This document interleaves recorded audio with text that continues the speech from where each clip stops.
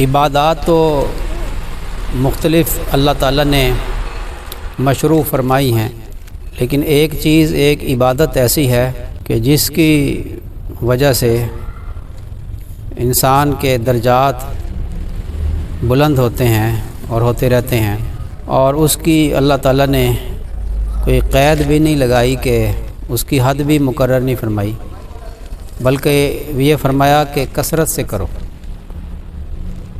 اور وہ اللہ کا ذکر ہے۔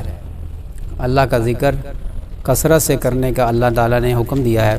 فرمایا کہ جو ذکر ہے، ذکر اللہ کا، اللہ کی یاد، یہ قبر میں بھی نور ہے اور حشر میں بھی نور ہے اور جنت میں بھی اعلیٰ درجات کا سبب ہے۔ ایک مرتبہ سبحان اللہ جس بندے نے دوسرے سے زیادہ کہا تو اس کا درجہ اونچا ہوگا۔ ایک شخص جنت میں، اپنے جنت میں مزے کر رہا ہوگا، کسی مزے کی چیز میں مشغول ہوگا، مثلا اپنے باغ کی سیر کر رہا ہے، اپنی حوروں کے ساتھ مشغول ہے، نغمے سن رہا ہے اپنے حوروں کے۔ جنت میں ہوں گے نا نغمے، دنیا میں تو منع کر دیا۔ بغیر موسیقی کے دنیا میں بھی ویسے جائز ہے، کوئی اپنی بیوی سے سنے، خود اپنی بیوی کو سنائے اچھی آواز میں۔ یہ وہ نہ ہو نا کہ ایسی آواز میں سنائے کہ بیوی بھی ڈر جائے، گھبرا جائے، گانا گا رہا ہے یا رو رہا ہے۔ سریلی آواز میں گائے تو پھر تو سنائے، ایسا نہ ہو کہ بیگم سے جوتیاں کھائے۔ وہ یہ صاحب دم کرانے آئے تھے، ابھی کہتے تھے ایسی پھونک مار دے کہ میری بیوی سیدھی ہو جائے۔ پھونکوں سے بیویاں سیدھی ہونے لگی نا تو کیا ہی بات ہے۔ بیوی نہیں کسی چیز سے سیدھی ہوتی، بھول جائے کہ بیوی سیدھی ہوگی، ہو جائے گی۔ ایک بیوی سیدھی نہیں ملے تو دوسری کر لے، دوسری بھی سیدھی نہیں ہوتی تیسری کر لے، چار کی تو گنجائش ہے نا۔ اگر کرنی نہیں آتی تو مفتی طارق مسعود صاحب سے رابطہ کر کے ٹریننگ لے لیں۔ پر بیوی کو سیدھا کرنے کا نہ سوچیں آپ، دموں سے سیدھی نہیں ہوتی بیگم۔ انہوں نے میرے کان میں کہا کہ یہ کوئی ایسی پھونک مار دیں کہ بیوی میری بہت تنگ کرتی ہے۔ اب میں سوچوں کہ میں نے ماری تو بڑی زور سے ہے پھونک، ویسے دوسرے پانیوں میں میں نے ہلکی پھونک ماری تھی، اس کے پانی میں میں نے زیادہ زور سے پھونک ماری تھی کہ شاید ناممکنات بھی کو ممکن بن جائے۔ یہ بڑی کرامت ہو جائے گی ہماری، ہمیں خود بتانی پڑے گی یہ کرامت۔ اگر ہماری پھونک سے کسی کی بیوی سیدھی ہو گئی نا تو ہم دنیا میں ڈھنڈورا پیٹیں گے کہ ہاں ہماری بڑی کرامت ہے یہ، پر ہونا نہیں، بہت مشکل ہے، بہت مشکل ہے بیوی کو سیدھا کرنا۔ اسی ٹیڑھے پن کے ساتھ اس سے نفع اٹھا لینا چاہیے۔ خود اپنے آپ کو سیدھا کرنے کی ضرورت ہے۔ وہ کیسے کہ اس کی بدخلقی کو برداشت کرنا آ گیا کہ نہیں آ گیا۔ اگر خود اس کی بدخلقی برداشت کرنے نہیں آئی نا تو پھونک اپنے لیے مروا، تو بیوی کے لیے پھونک نہ مروا۔ تو نے بیوی کی بدخلقی اور اس کی بد زبانی کی وجہ سے اللہ تعالیٰ کا کتنا تعلق حاصل کیا۔ خود بھی تو تیری اپنی حرکتیں ایسی ہیں۔ اللہ تعالیٰ نے تو تجھے سیدھا کرنے کے لیے، تیرا تعلق اللہ سے جوڑنے کے لیے تیرے اوپر بیوی مسلط کی ہے۔ تو نے پیر تو پکڑا نہیں کوئی، تو اللہ تعالیٰ نے بیوی کو تیرا پیر بنایا ہے۔ کہتے ہیں کہ جس کا کوئی پیر نہیں نا اس کا پیر شیطان ہے۔ میں کہتا ہوں کہ جس کا کوئی پیر نہیں نا اس کا پیر شیطان بھی ہے، اور شیطان بیوی کو ساتھ ملا کے نا دو پیر بنا لیتا ہے۔ وہ بات تو اور طرف چلی گئی۔ جنت میں کسی مزے کی چیز میں مشغول ہوگا، جنت میں تو مزے ہی مزے ہیں نا جی۔ یونی سلیم صاحب ویلے ہوں گے بالکل، یا تو جنت کے باغات کی سیریں کر رہے ہوں گے، پھل توڑ کے کھا رہے ہوں گے، یا حوروں کے ساتھ مشغول ہوں گے، بیویوں کے ساتھ مشغول ہوں گے، یا دوست احباب کے ساتھ ملاقاتیں کر رہے ہوں گے۔ بات یہاں سے ذرا تھوڑی سی ادھر ادھر ہو گئی تھی کہ بیوی کا گانا، حوروں کا گانا سن رہے ہوں گے، بیوی کا گانا سن رہے ہوں گے۔ تو دنیا میں بھی جائز ہے موسیقی کے بغیر، آپس میں الفت اور محبت کے لیے گا سکتے ہیں۔ تو اچانک جو بات سنانی تھی وہ یہ تھی کہ اچانک ایک ایسی خوشبو سونگھے گا جنتی کہ ایسی خوشبو پہلے جنت میں بھی اس نے نہیں سونگھی ہوگی۔ ایک ہوا کا جھونکا آئے گا اور یہ خوشبو سونگھے گا اور کہے گا بڑے مزیدار خوشبو ہے، ایسی خوشبو تو میں نے کبھی سونگھی نہیں۔ تو فرشتوں سے پوچھے گا کہ یہ کیسی خوشبو آئی ہے، ایسی خوشبو تو میں نے کبھی سونگھی نہیں۔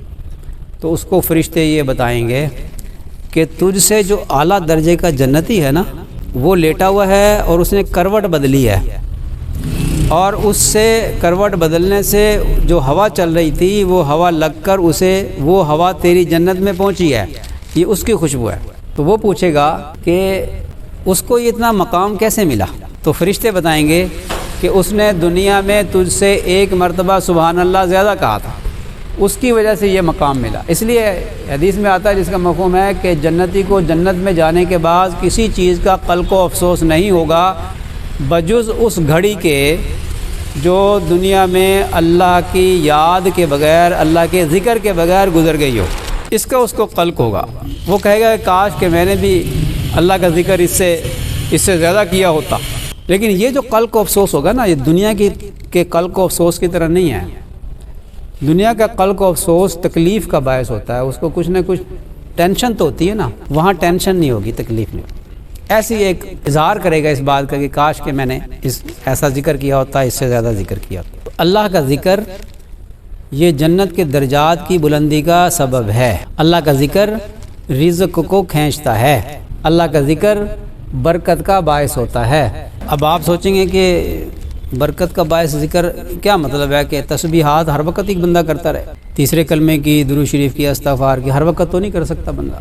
اس کا مطلب یہ ہے کہ انسان پوری زندگی اللہ کی یاد کے ساتھ گزارے، اللہ کی یاد کے ساتھ اپنی زندگی گزارے، اور موقع محل کی دعائیں پڑھتا رہے، جو مسنون دعائیں حدیث میں بیان کی ہیں ان کو پڑھتا رہے، اس کی زندگی میں برکت ہوتی ہے۔ یہ مطلب ہے کہ جو ذکر کثرت سے کرتے ہیں، مسنون دعاؤں کا اہتمام کرتے ہیں، تلاوت کا اہتمام کرتے ہیں، استغفار کثرت سے کرتے ہیں، درود شریف کثرت سے پڑھتے ہیں، اور تسبیحات کرتے ہیں، نماز کثرت سے پڑھتے ہیں، یہ سب ذکر ہے، اللہ تعالیٰ کا ذکر ہے۔ تو اللہ تبارک و تعالیٰ شانہ کثرت سے ذکر کرنے والوں کو بڑی برکتیں عطا فرماتا ہے، بڑی برکتیں عطا فرماتا ہے۔ اللہ تعالیٰ کی نعمتوں پر شکر ادا کرتے ہیں، اور جس نعمت پر شکر ادا کرتے ہیں اللہ تعالیٰ اس نعمت میں اضافہ فرما دیتا ہے۔ اگر ہم یہ چاہتے ہیں کہ اللہ تعالیٰ ہمارے رزق میں اضافہ فرما دے، تو ہمیں چاہیے کہ اللہ نے ہمیں جو رزق عطا فرمایا ہے ہم اس کی قدر کریں۔ اور گھروں کے اندر اللہ تعالیٰ کی نعمتوں کی قدر نہیں ہوتی، یہ میں بار بار عرض کرتا ہوں بات۔ جب ہم کھانا کھاتے ہیں پلیٹ صحیح طرح صاف نہیں کرتے، بچوں کی ایسی عادت ہے سالن اس میں چھوڑ دیں گے اور بری طریقے سے کھانا کھائیں گے، اور پھر اس کو سنک میں رکھ دیں گے، اور پھر اس کو جو سالن لگا ہوا ہے اس کو نالی میں بہا دیتے ہیں۔ یہ رزق کی بے قدری ہے، یہی وجہ ہے کہ ہمارے ہاں پھر برکت نہیں ہے۔ تو رزق کی جو قدر کرتے ہیں اللہ تعالیٰ شانہ رزق میں اضافہ فرماتے ہیں، تو رزق کی قدر کریں، اور سنت کی نیت سے پلیٹ کو صاف کریں۔ پلیٹ کو صاف کرنا فرمایا یہ اللہ تعالیٰ شانہ کی رضا کے لیے، اللہ کی رضا کے لیے سنت سمجھ کر جب ہم اس سنت پہ عمل کریں گے تو یہ پلیٹ بھی دعا دیتی ہے۔ نبی کریم صلی اللہ علیہ وسلم پلیٹ کو ایسا صاف فرماتے تھے کہ حضرت عائشہ رضی اللہ تعالیٰ عنہ فرماتی ہیں کہ ہم برتنوں میں سے پہچان لیتی تھیں کہ نبی کریم صلی اللہ علیہ وسلم نے کس برتن میں کھانا کھایا، وہ اتنی صاف ہوتی تھی۔ اس سے عاجزی بھی پیدا ہوتی ہے، انکساری بھی پیدا ہوتی ہے، تکبر ٹوٹتا ہے۔ ہمارے سلسلہ نقش بندیہ میں یہ جو صفات ہے نا، اور جو رذائل کا ختم ہونا ہے اور صفات کا پیدا ہونا ہے، اس کے لیے بڑے آسان نسخے ہیں، بڑے آسان نسخے ہیں، مشکل نہیں ہے۔ سنت پہ عمل کریں، جی چاہے نہ چاہے سنت پہ عمل کریں، لوگوں کی ملامت کی پرواہ کیے بغیر سنت پہ عمل کریں، تکبر ٹوٹ جائے گا۔ نیچے بیٹھ کے کھانا کھانے میں کوئی آر محسوس نہ کریں، اکڑو بیٹھ کے کھا لیں، روٹی کے اوپر اگر ایسے بوٹی رکھ کے کھا لی تو بھی ٹھیک ہے، سالن جیسے بھی مل گیا کھا لیا، غلاموں کی طرح کھا لیا، اس سے عاجزی پیدا ہوتی ہے انسان کا۔ دسترخوان کے اوپر لقمہ گر گیا، اس کو اٹھا کے کھا لیا، اس سے عاجزی پیدا ہوتی ہے انسان کے اندر۔ تو اتباع سنت کے ذریعے عاجزی پیدا ہوتی ہے انسان کا۔ تو اتباع سنت پر زور دیا ہمارے سلسلہ نقش بندیہ میں، چھوٹے چھوٹے کاموں میں جو ہے وہ سنت پہ عمل کرنا، اللہ کا ذکر کثرت سے ہو، سنتوں پہ عمل ہو۔ یہ اللہ کا ذکر جو ہے وہ تصفیہ قلب کا ذریعہ بنے گا، اور قلب کا اثر نفس پہ پڑے گا، اور نفس کی اصلاح بھی ہوگی ذکر کے ذریعے سے۔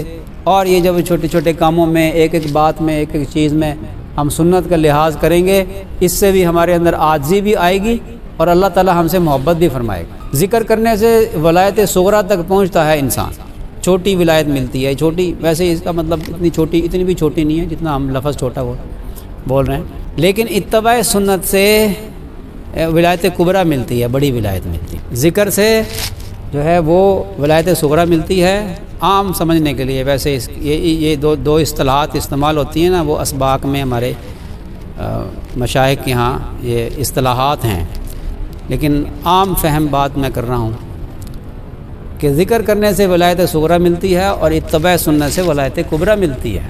ولایت صغریٰ میں بندے کے دل میں اللہ کی محبت پیدا ہوتی ہے، اور ولایت کبریٰ میں اللہ کا بندہ محبوب بن جاتا ہے۔ تو ذکر کریں گے، ہمارا تصفیہ ہوگا، ہمارے دل میں اللہ کی محبت پیدا ہوگی، اور جب ہم اتباع سنت کا خیال رکھیں گے تو اللہ ہم سے محبت کرنے لگے گا، اور یہی ولایت کبریٰ ہے۔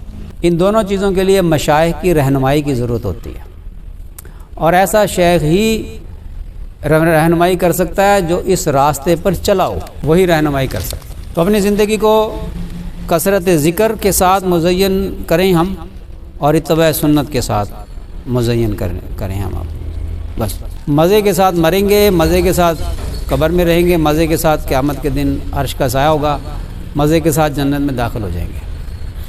جو کثرت سے اللہ کا ذکر کرتے ہیں وہ ہنستے ہنستے جنت میں جائیں گے، کہہ کے لگاتے ہوئے جا رہے ہوں گے، اور کوئی بہت خوش ہوتا ہے نا، وہ کہہ کے لگا رہا ہوتا ہے، ہنس رہا ہوتا ہے، کیا منظر ہوگا۔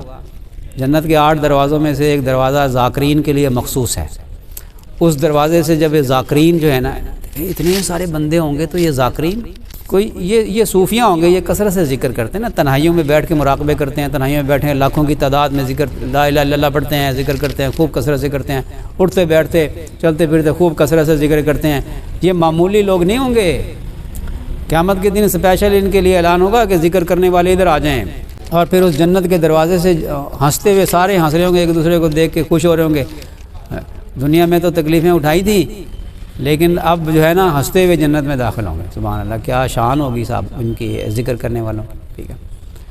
اللہ تعالیٰ شانو ہمیں کثرت سے اپنا ذکر کرنے کی توفیق عطا فرمائے، اتباع سنت کی توفیق عطا فرمائے۔ خیال کیا کریں جب جوتی پہنیں، دائیں پاؤں پہ پہنیں، دایاں پاؤں جوتی میں ڈالیں، اتاریں تو بایاں اتاریں، جراب کو اتاریں پہلے بائیں اتاریں پھر دائیں، پہنیں تو پہلے دائیں پھر بائیں، اس کا خیال رکھیں۔ یہ چھوٹی چھوٹی کاموں میں سنتیں ہیں جن کو ہم چھوٹا سنت کہہ دیتے ہیں، کوئی چھوٹی نہیں ہوتی سنت اللہ کے نزدیک، تو چھوٹی سنتیں بھی اللہ تعالیٰ کے نزدیک تو عرش مولا سے زیادہ قیمتی ہیں۔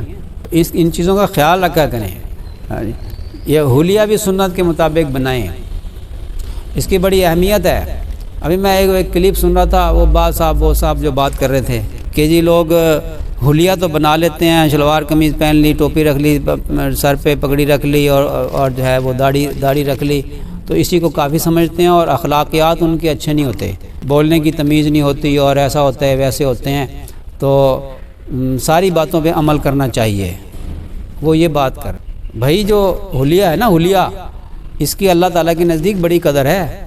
حلیہ بھی کتنے لوگ بناتے ہیں، آپ دیکھو تو صحیح، جو صرف حلیہ کتنے لوگوں نے بنایا، بہت تھوڑے ہیں وہ لوگ بھی جو حلیہ بنا لیتے ہیں سنت کے مطابق۔ اس پہ اللہ تعالیٰ کا شکر ادا کرنا چاہیے کہ اس نے ہمیں نبی کریم صلی اللہ علیہ وسلم جیسا حلیہ بنانے کی توفیق عطا فرمائی۔ من تشبہ بقوم فہو منہم، اللہ تعالیٰ اس مشابہت کی وجہ سے صحابہ کرام کے ساتھ نبی کریم صلی اللہ علیہ وسلم کی نقل میں کیا نا، ہم نے یہ جو لباس وغیرہ پہنا، ہم نے کس کی نقل میں کیا؟ نبی کریم صلی اللہ علیہ وسلم کی، تو مشابہت ان کے ساتھ ہوئی نا، تو اللہ تعالیٰ شانوں کو زیادہ قدر ہوگی۔ ورنہ اچھے اخلاق کے ساتھ، اچھے انداز کے ساتھ تو یہ انگریز بھی بڑی باتیں کرتے